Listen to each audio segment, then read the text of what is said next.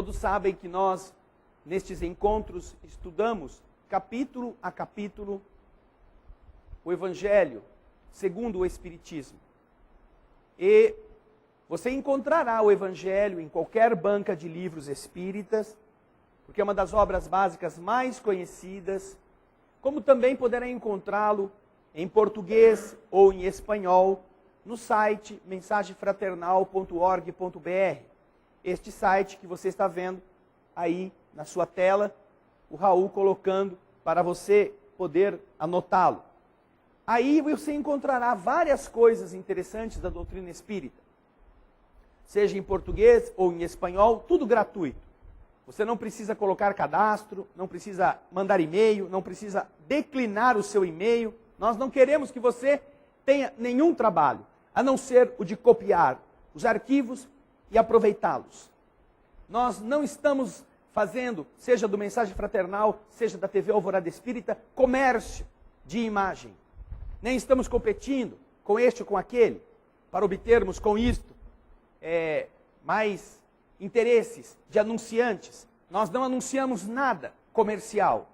E então você encontrará tudo gratuito nos dois sites, inclusive na área em grego, que lá você também pode navegar e ver as obras espíritas em grego, para copiá-las se quiser.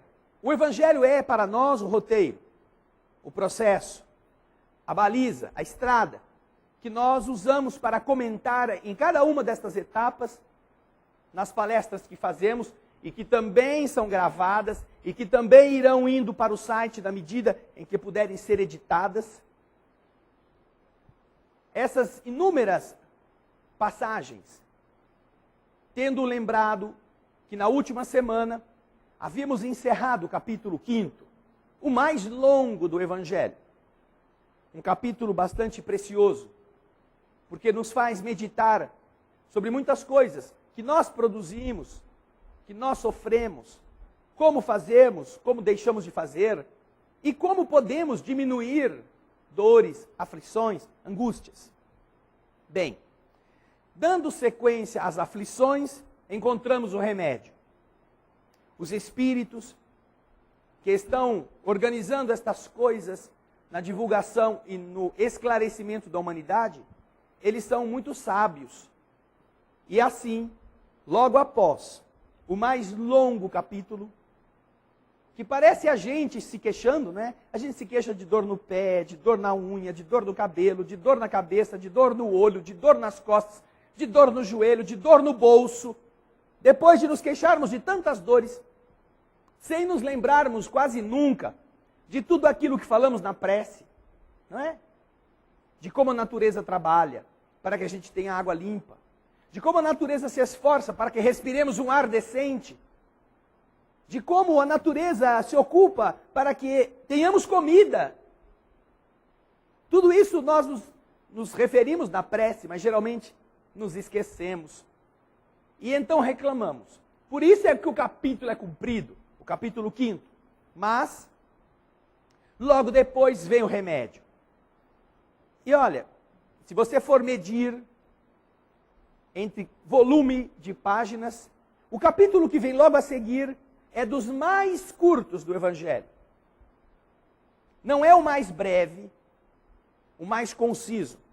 Mas se não é o mais conciso, é o segundo mais curto. Só perde, eu acho, para aquele lá na frente, não separeis o que Deus juntou. Então, o remédio para as aflições, nós encontramos no capítulo 6º. O Cristo Consolador. Capítulo este que é poesia, filosofia, esperança, força. Um Cristo que se apresenta como aquele que entende o sofrimento. Nós podemos estar sofrendo.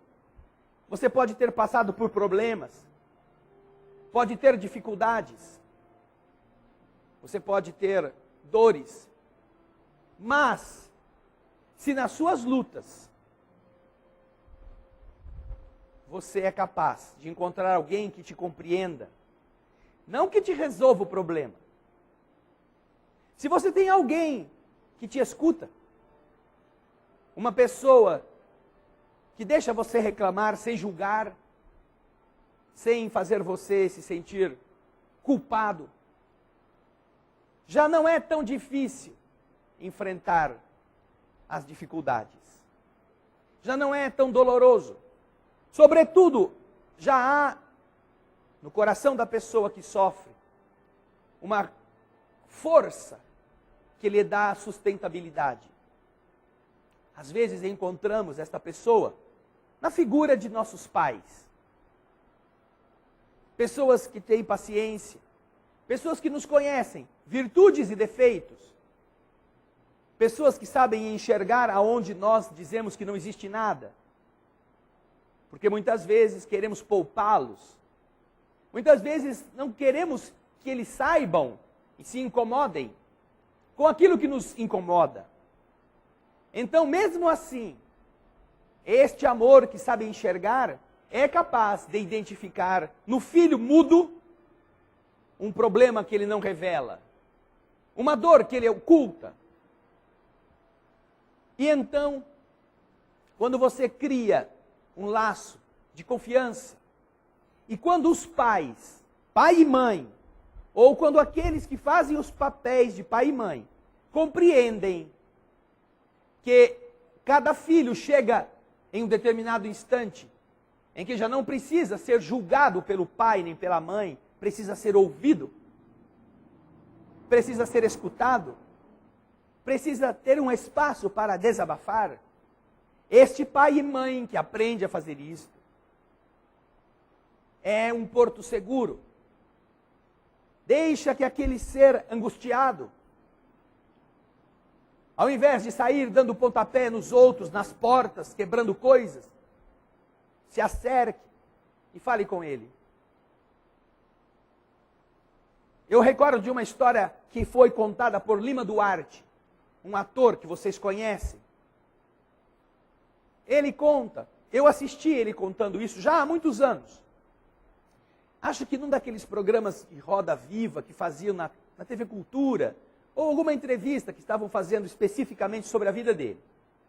E ele contava que quando jovem, seu pai era muito rígido, um homem muito duro, uma pessoa bastante disciplinadora.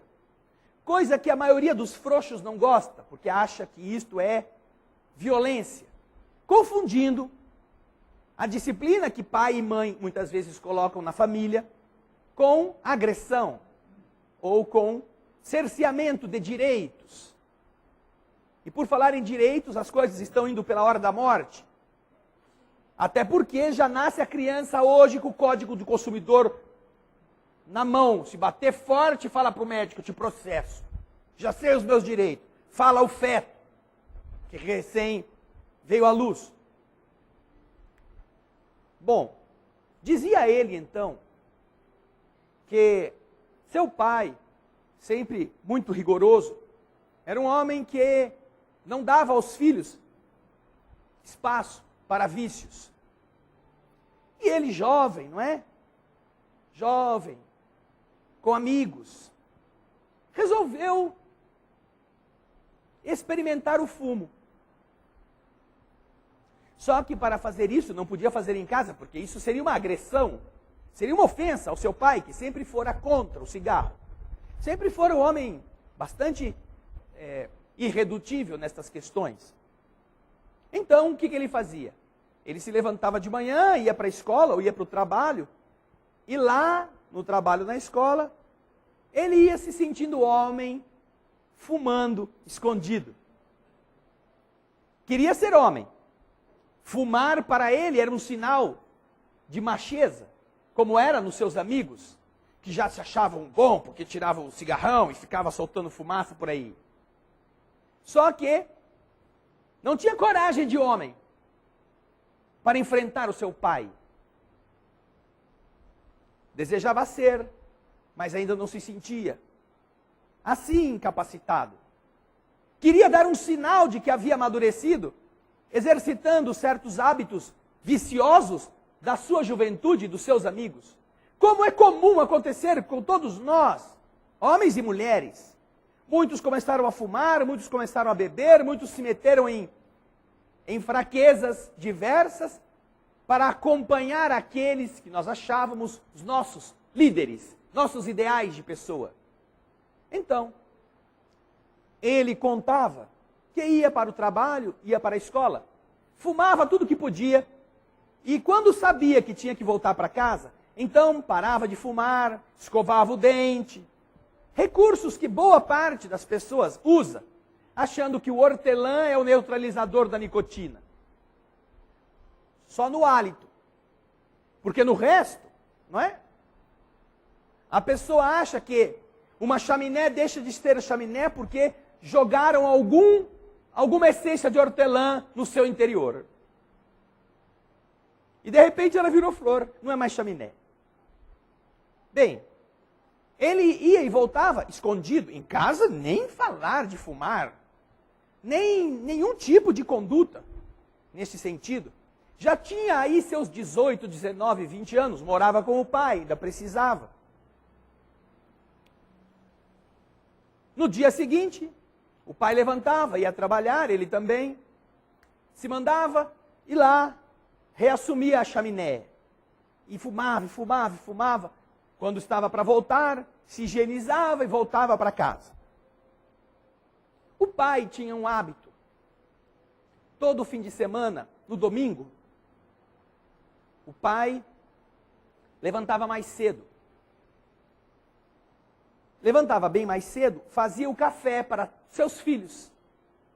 Era um homem firme, um homem sério, mas era um homem carinhoso. Ocupava-se da sua família. Então, certa manhã, o pai chamou o filho, que nessas alturas, por causa das pressões que sentia, já se esquivava de ficar tomando café em casa. Já era moço, né? Já não queria mais ficar ali na barra da saia do seu pai, com o pai fazendo um cafezinho para ele. Às vezes levantava bem cedo, já saía antes do pai, ou quando o pai tinha ido comprar pão, ia para fora onde ele podia fumar escondido. Mas naquele dia, inesperadamente, seu pai o chamou no quarto, mais cedo, porque ele planejara sair antes. Chamou e disse: meu filho, venha tomar café comigo. Ele não pôde negar, levantou-se, sentou-se à mesa. O pai tinha preparado pão com manteiga, tinha feito o café, o leite. Ele então serviu-se de uma xícara, o pai o serviu de uma xícara e começaram a conversar. O pai não falou nada para ele. Falando das coisas, como foi sua semana, como foi seu dia, como está o seu trabalho, sua escola, seu estudo. E ele ia respondendo na conversa normal de pai e filho. Até que quando ele terminou de tomar o café, o pai enfiou a mão no bolso e colocou em frente dele um maço de cigarro. Ele ficou assustado. Vivia um teatro, não é? Vivia um teatro para o seu pai. Fazia de conta que era uma pessoa que não se viciara, mas no fundo era um viciado no cigarro. Então, pai, o que é isso aqui? É um cigarro, meu filho. Mas pai, eu... Não precisa dizer. Você acha que um pai não conhece seu filho? Você sabe que eu continuo não concordando com o cigarro. Mas eu quero que você saiba que antes de qualquer coisa eu sou seu amigo. E eu prefiro que você fume de frente, que você fale comigo, mesmo com o cigarro. Tenha liberdade de ser o que você é, do que você finja uma coisa que você não é. Acima de ser seu pai, meu filho, eu sou seu amigo. Eu sei entender a necessidade de jovem. E quero que você saiba que eu te amo, mesmo que você fume. E isto vai produzir doenças em você. Você sabe. Isso vai te prejudicar a saúde. Você é inteligente, mas não quero que você se envergonhe de mim. Que você tenha medo. Você já é um homem. Pode fumar na minha frente. Sem que nunca ele tivesse contado para o pai. O pai sabia. E o pai observava as condutas do filho, que imaginava estar se escondendo bem escondido. E sabia que o filho estava viciando-se. Talvez por má companhia, ou pela companhia boa dos seus amigos. Porque isso foi um modismo muito importante em determinada época. E nesse dia, conta Lima Duarte, que ele pôde entender um pai, que até então imaginava ser um homem muito duro, um homem intransigente. E neste dia em que ele estava contando isso, já velho, já idoso no tempo, jovem no talento, jovem na inteligência, mas já careca, já com netos, ele mesmo se emocionava ao recordar do pai amigo, do pai que compreendera a sua fraqueza, que ao invés de pisar nele, como muitos pais fazem com a filha que engravida e expulsam-na de casa, com o rapaz que comete um delito qualquer e ele também é execrado, porque é indigno daquele clã ter um viciado, diferentemente do que muitos ainda hoje fazem, por preconceito, por falta de coragem para assumir um amor que é responsável, mesmo que o ser amado seja problemático. Ele aprendeu que seu pai valia muito mais do que apenas um homem que lhe deu a vida, que lhe deu um corpo. Velho ele já, ainda se emocionava ao lembrar do pai que já tinha morrido, das lições que havia aprendido com aquele homem, que até então era um homem, uma pedra no seu sapato, mas que daquele dia em diante pôde ver não só o pai cobrador, o pai disciplinador, mas o pai que lhe deu a liberdade para ele ser quem ele era, autenticamente. Quando você encontra alguém na sua estrada, no seu caminho, no seu trajeto, que entende você sem te julgar, você se apega a essa pessoa porque ela é rara na terra. É raro você ter um companheiro, uma companheira, um marido, uma esposa, um amigo, uma amiga, que não cobre de você posturas, que não jogue na sua cara condutas, que seja capaz de sempre, sempre procurar te ajudar, mesmo que não te entenda, mesmo que não saiba de nada e talvez não possa saber do que está se passando com você.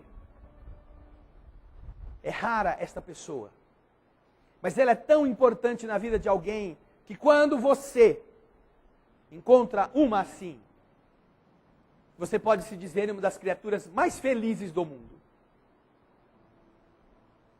Porque aquela pessoa será sempre um apoio para você.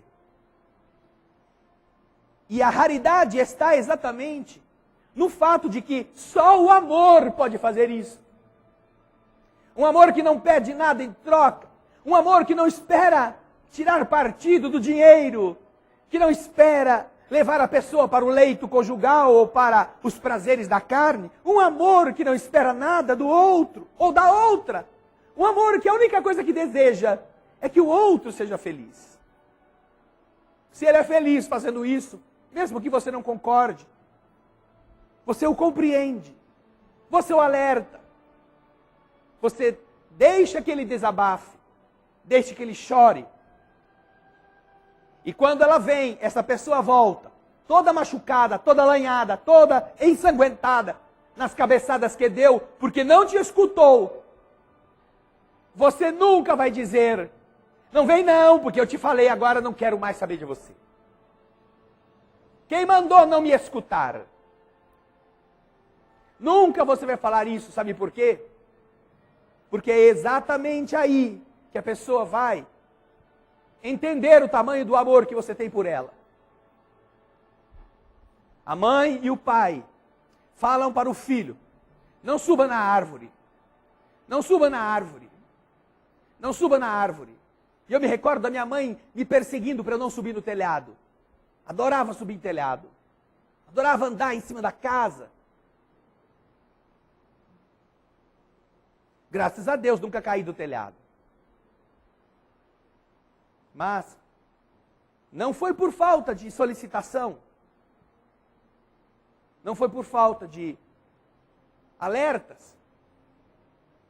Fazia escondido, como qualquer criança curiosa deseja sentir a emoção de mexer com fogo, fazer fogueira, fritar pipoca no meio da brasa.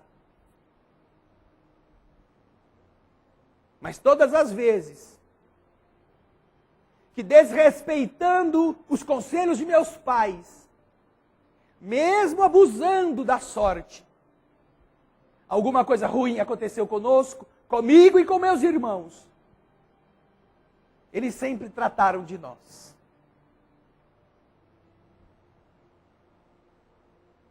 Nunca disseram: agora sangra aí, seu burro. Bem feito. Quem sabe não aprende agora? Nunca disseram assim. Sempre foram pessoas que colocaram amor acima de todas as coisas. Que mesmo quando você, e eu me lembro de um dia, que depois mesmo de ela ter falado, meu pai estava trabalhando, e eu estava fazendo uma fogueira. Adorava queimar tocos, queimar madeira. Não faz fogueira, cuidado, você vai se queimar. E eu me lembro que mesmo com todos os avisos, a gente colocava os paralelepípedos perto da fogueira para botar panela, para ferver a água, fazer pipoca. E numa dessas idas e voltas perto da fogueira, eu me lembro que eu bati o pé no paralelepípedo, tropecei e caí com a mão dentro do fogo. Entre você cair e se levantar, a fogueira já não estava alta, era apenas brasa que estava lá. Mas eu me lembro que entre apoiar a mão e retirá-la correndo, este meu dedo ficou ardendo, feito pimenta. Só que havia antes o aviso: você vai se queimar, cuidado, olha só, é perigoso. Então, resultado, lá vai o André disfarçadamente para o banheiro. Minha mãe na cozinha: tudo bem, tudo bem, tudo bem. Aquele cheiro de carne queimada, tudo ótimo. Vai o André botar o dedo debaixo da água para refrescar e ficar lá 10 minutos, 15 minutos, 20 minutos. Daqui a pouco chega a mãe. Queimou o dedo, né? Não, estou lavando o dedo que ele ficou um pouco sujo. Dá aqui seu dedo. Aí vai lá pegar hipoglós, passa aqui, passa ali. E você se sente aliviado. Porque você é criança, você sabe se meter em problema, mas é seu pai e sua mãe que sabem tirar você dele. E é justamente quebrando a cara que você vai aprender para depois poder ensinar para os outros. Então, amor de pai, amor de mãe, amor de verdade, querendo dizer isto, é aquele que sabe que você fez o que não devia, e que ao invés de perguntar: mas por que você fez isso? Que coisa medonha, você está envergonhando a família. Não, vem cá, eu vou te dar o remédio. Não quero nem saber por que você fez isso. Eu sei que você está sofrendo. O que eu posso fazer para aliviar você, eu vou fazer. Quando você encontra alguém assim, ou quando você é uma pessoa assim com alguém, para alguém, você é fonte, e você encontra a fonte. E você vai estar sempre relembrando as coisas boas da sua existência. O que você aprendeu com essa pessoa. Quanto de importante aquela pessoa deixou em você. Como deixou o pai de Lima Duarte. Como os pais de todos vocês deixaram. Às vezes um avô, às vezes um tio, uma tia. Meu pai conta a história da tia Dirce. Enquanto seu pai e sua mãe tinham que criar tantos filhos, a irmã mais nova da sua mãe, solteirona, se preocupava com o estudo dos filhos da sua irmã, seus sobrinhos. Mas não só com o estudo, se preocupava com os pequenos prazeres de uma família pobre, de uma criança pobre. E lá estava ela sempre arrumando aquelas figurinhas, levando para ele, se ocupando de dar-lhe orientações para que ele fosse um bom aluno que ele nunca gostou muito de ser. Mas, desde que sou criança e escuto meu pai contar as histórias, e agora que eu já estou também ficando velho e ele também fica repetindo sempre as mesmas coisas, porque depois de 50 anos as histórias nunca são tantas assim, que você seja sempre original. Ele está sempre lembrando da tia Dirce, que morreu de câncer. Eu a conheci pessoalmente. Tinha uma Brasília e levava a sobrinhada naquela Brasília para cima e para baixo. Defendia os seus sobrinhos, protegia-os, dava o que ela podia para eles.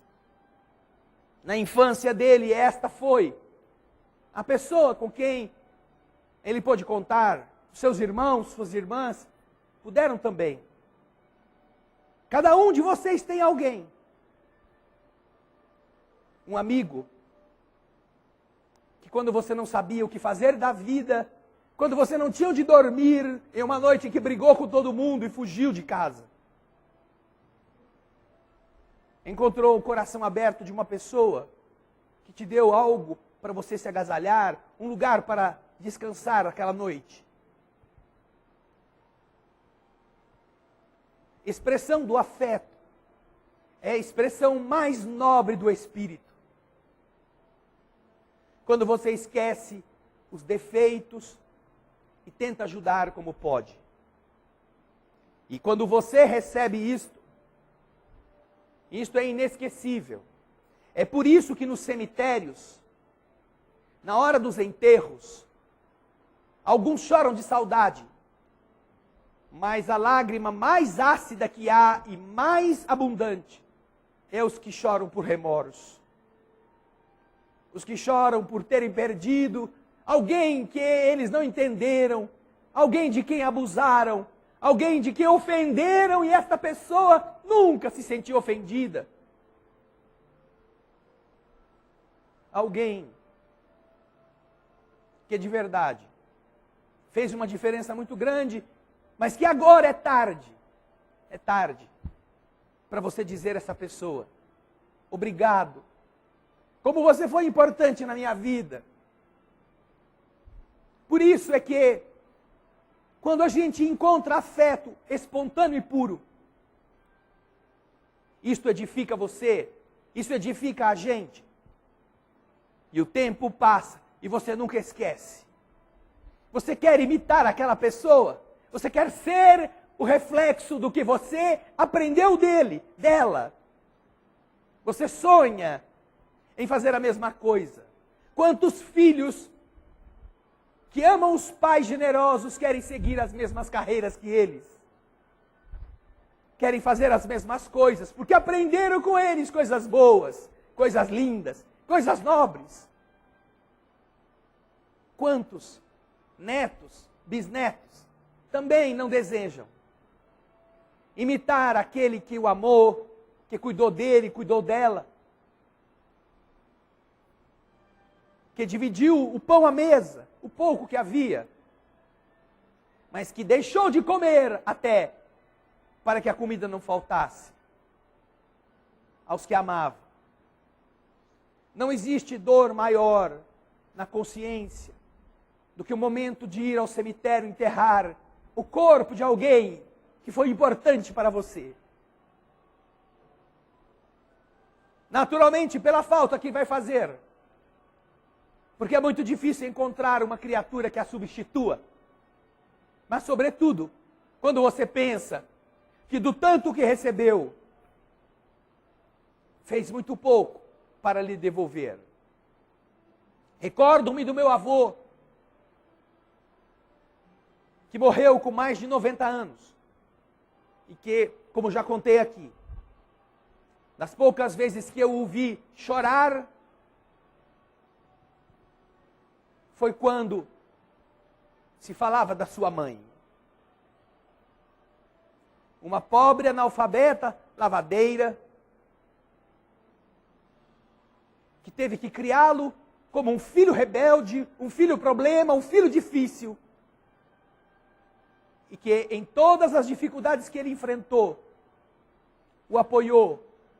Pobrezinha, vindo sozinha da sua cidade até encontrar o filho que ia ser levado preso por ter participado de uma revolução política. Encarcerado em trens de prisioneiros para o Mato Grosso. Pega esta senhorinha, o pouco dinheiro que tinha, da roupa que lavava, de quanto ela conseguia juntar. E sabendo que o filho ia embarcar numa estação de ferro, de estrada de ferro em São Paulo, viaja sozinha de Bauru, naqueles tempos idos da década de 20, para ter um contato com seu filho. E passa pelas necessidades de qualquer mãe que quer encontrar aquele que ama. Ela que tinha um outro filho, que fazia parte das forças opositoras, a quem ela podia recorrer. Não. Vai sozinha até a estação, esperar a guarnição militar, com fome, sem dormir, para que naquele instante que o filho está parado, algemado, preso, por motivos políticos, ela possa pelo menos lhe entregar um dinheirinho. Um saquinho com algumas moedas, algumas patacas. Ela não vai lá perguntar por que você se meteu nessa insurreição, por que você fez isso, você não tem juízo. Não, não há tempo, nem é essa disposição do coração que ama.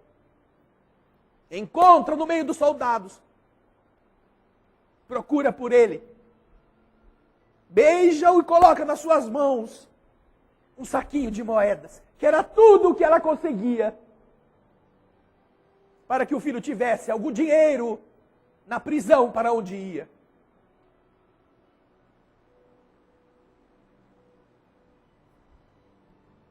Entre tantas outras coisas que essa mulher sofreu, morrera cedo, se comparado ao tempo em que meu avô viveu. Era roubada pelos próprios familiares que iam visitá-la, que levavam roupa de cama, ela que era pobre, e ela sabia.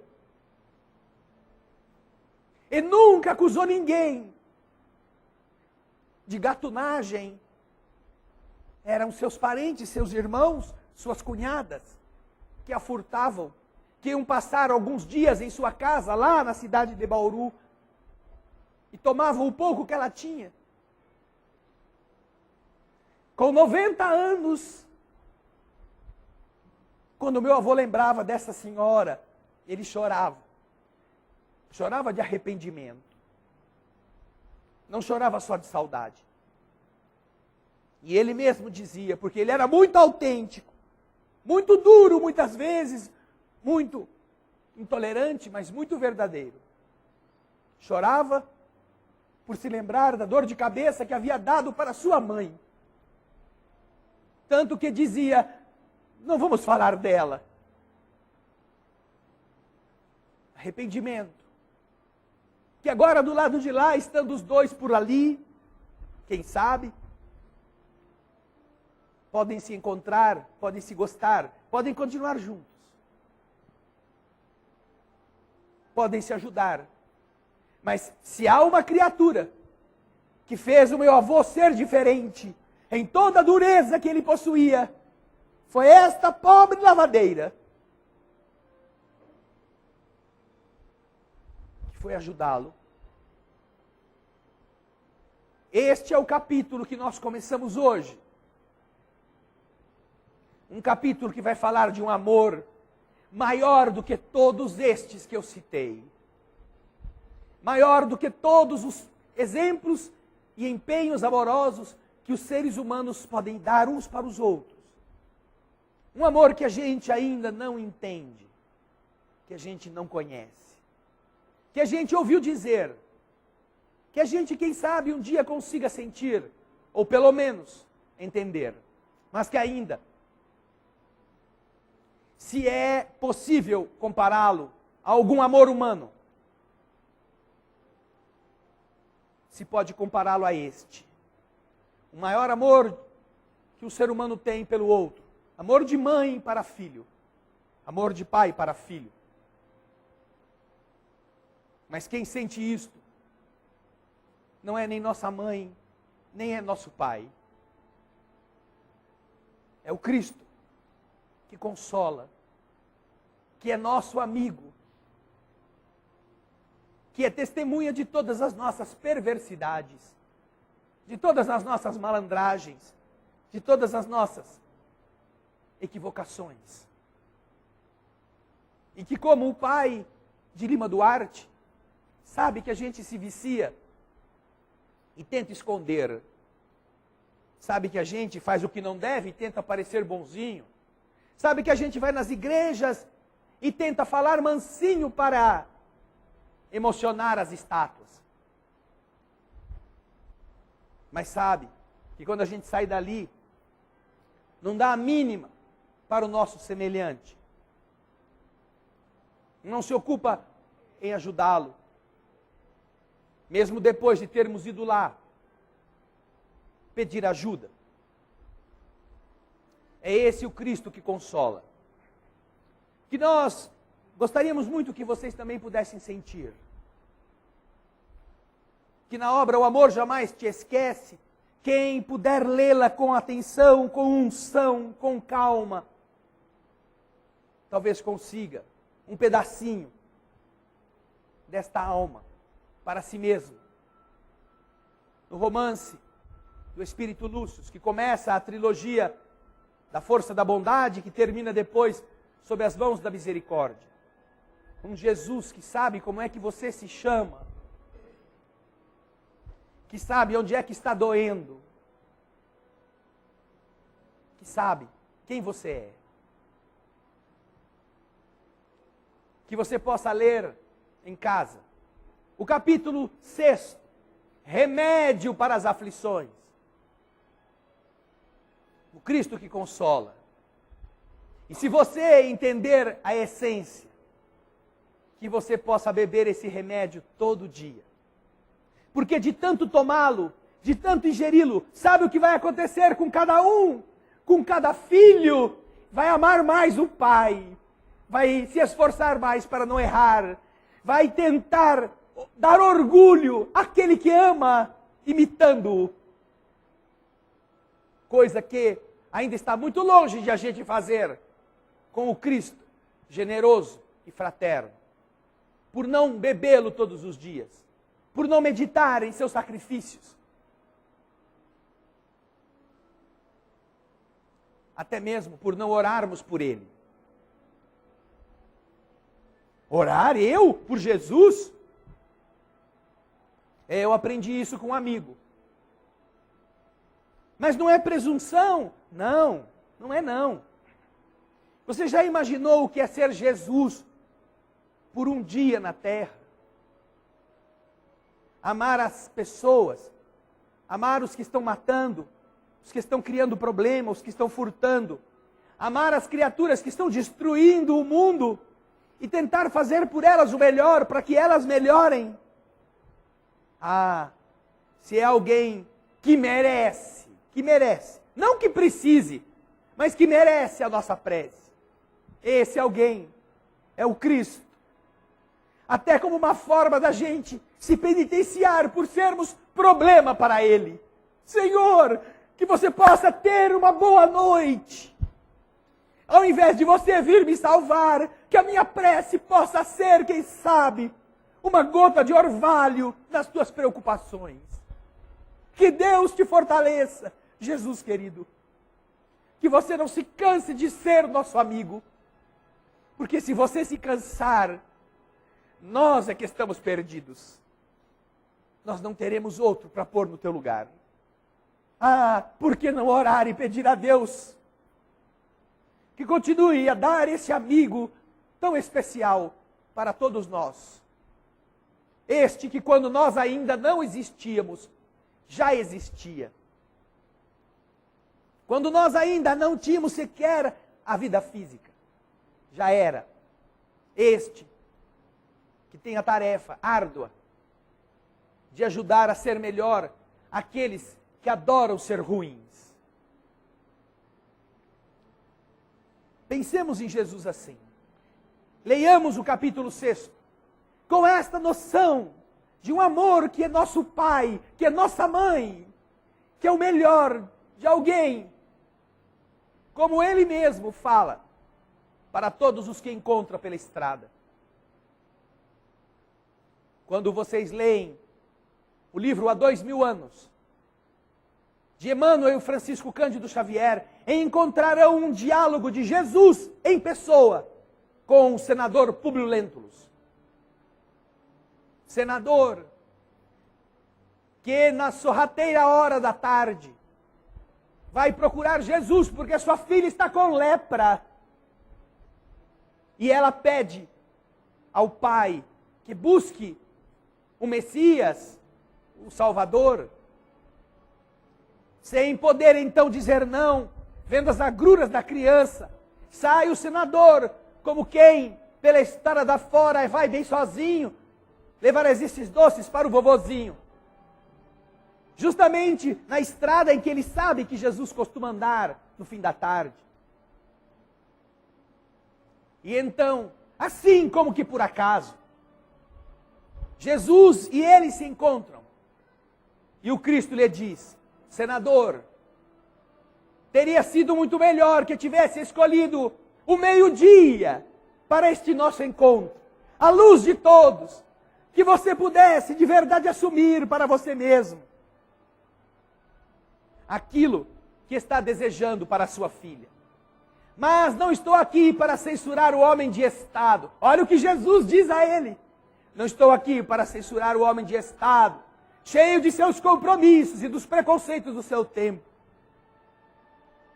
Mas te asseguro que a tua filha, sem que o homem falasse nada,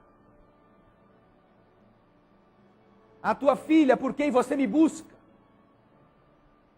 será curada não por você, que ainda possui muito orgulho para conquistar do céu as bênçãos de Deus. É mais ou menos assim o diálogo. Ela será curada pelo amor de sua mulher, de sua esposa, Lívia. O senador se sente impactado. Diz Públio Lentulus, o próprio Emmanuel que escreve o livro, que ele não conseguia manter-se de pé. Uma força avassaladora fazia com que ele se ajoelhasse diante desta figura. E é tão nobre o amor do Cristo, que quando termina a conversa, o senador dorme, para só acordar horas depois, sozinho, sem ter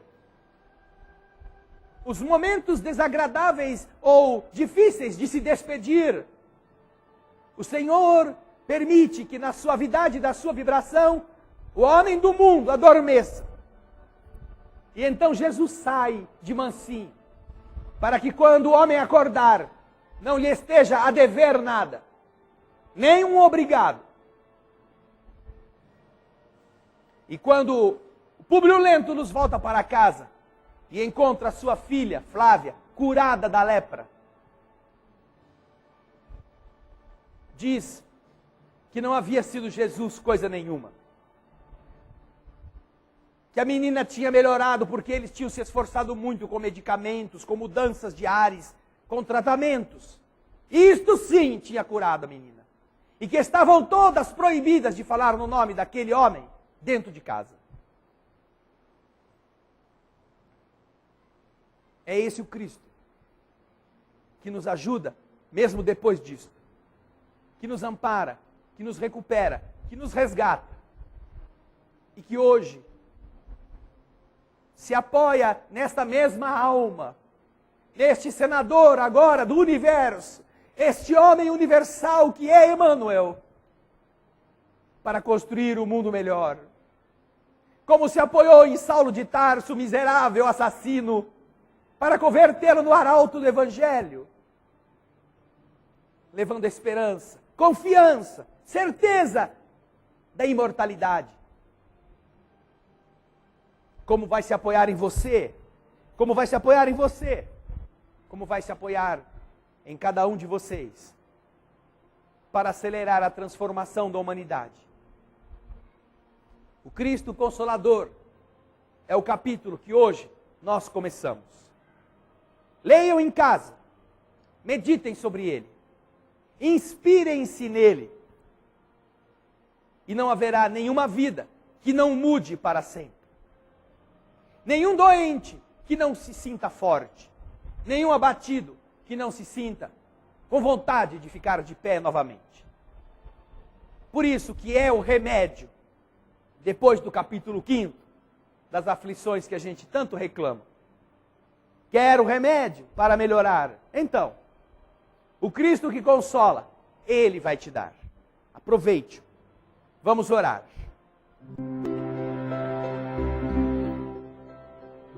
Obrigado, Jesus, por todas as bênçãos que são derramadas sobre as criaturas na humanidade. Bênçãos de força, de luz e de bondade. Na atmosfera que o homem suja e a natureza luta para despoluí-la. Na água que as criaturas usam, às vezes sem noções, desperdiçando a linfa pura, sujando-a, ao mesmo tempo em que as rochas de calcário, as nuvens e o sol poderoso lutam para torná-la potável novamente. Nós te agradecemos, Jesus, por olharmos a natureza que trabalha em silêncio, para que nós sejamos felizes. Deitando no solo profundas raízes, árvores encontram veios de água que as abastecem, com os minerais indispensáveis a que cresçam, floresçam e frutificam. E nós devoramos as suas dádivas, sem nem mesmo atentarmos para a importância de preservá-las. Como indivíduos ególatras, mordemos gomos, polpas, cascas, e muitas vezes, sequer uma única semente, nós devolvemos ao solo, com o orgulho e a gratidão de quem se beneficiou com algo tão bom, que deseja que este algo permaneça vivo. Ah, Senhor, como deve sofrer o trigo em grão, levado pela ventania, aquecido ao sol causticante da luz do dia, perdido na escuridão da noite, no frio. E assim, depois de ter sido gerado e amadurecido, é recolhido, é prensado, massacrado, para tornar-se pó, depois misturado, amassado novamente e cozido para fazer-se pão. E quando está lindo, depois de passar pelo forno que o queima, temos a mesa, cortamos e o trituramos, sem sequer dizer obrigado pelo sacrifício. Aceitam morrer para que nós nos alimentemos. Ah, Senhor, quantas bênçãos nós recebemos e quanto ainda reclamamos, quanto ainda nos abatemos. Quando haverá em nós coragem suficiente para sairmos de nós mesmos e olharmos para o mundo com olhos diferentes? É isso que nós te pedimos, uma vez mais na canção que cantaremos. Ajuda-nos, Senhor querido, a escutar aquilo que a nossa própria voz vai cantar mais uma vez. Almas do céu, ouvi o doce canto do fundo do coração, com calor repleto de perfume e flor, como se fosse um só imenso jardim.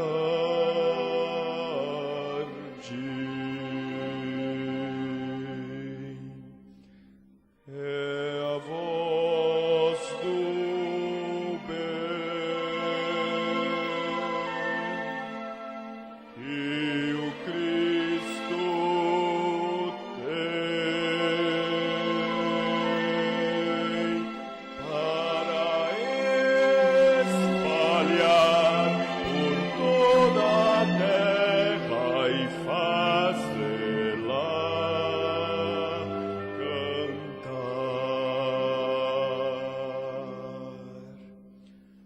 Oh, Jesus, que bom ter-te encontrado nesta estrada de paz e luz. Nós te agradecemos.